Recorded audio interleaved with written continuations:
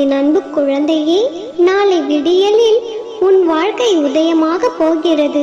நீ எதிர்பார்த்து காத்திருந்த விடியல் உன்னை வந்து சேரப் போகிறது.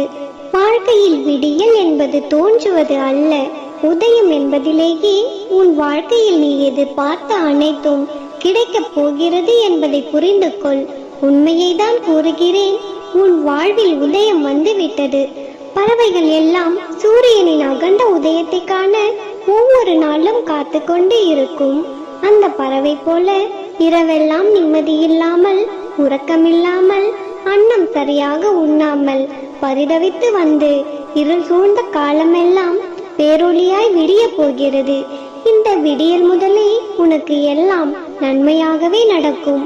இனிமேல் தோன்றும் அனைத்தும் உனக்கு நிம்மதியை தரும். வெற்றிகள் குவியும்.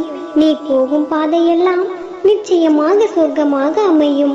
இப்பொழுதெல்லாம் நீ அதீத மன அழுத்தத்தில் இருக்கிறாய்.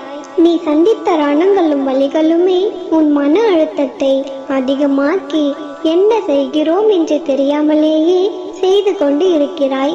சில நேரங்களில் நீ யாரிடமும் பேசாமல் உன்னை நீயே தனிமைப்படுத்திக் கொண்டு எதையோ யோசித்து கண்ணீர் வடித்து கொண்டிருக்கிறாய். சில நேரங்களிலோ உன்னை சுற்றி உள்ளவர்களிடமே எரிச்சல் பட்டு கொண்டு சண்டைகளில் ஈடுபடுகிறாய். அப்பொழுதெல்லாம் நீ நீயாக இல்லை, மன அழுத்தத்தில் ஆழ்ந்து போய் இருக்கிறாய்.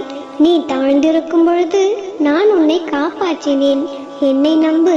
உன்னிடம் எப்பொழுதும் நான் ஒன்றை மட்டும்தான் கூறுவேன். உனக்காக நான் உன் அன்னை இருக்கிறேன் என்பதை மறந்து விடாதே. நீ சில சமயங்களில் கோபத்தால் மற்றவர்களை திட்டி இருக்கிறாய்.